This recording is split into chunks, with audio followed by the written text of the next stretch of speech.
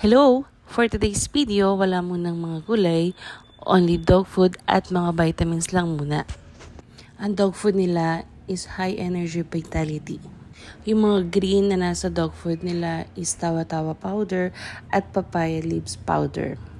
Regular ko na sila nilalagyan ng mga ganyang vitamins para sa kanilang platelets. Para sa mga dog na mababa ang platelets, talagang mahusay ang tawa-tawa powder para bumalik ang appetite ng iyong mga alaga.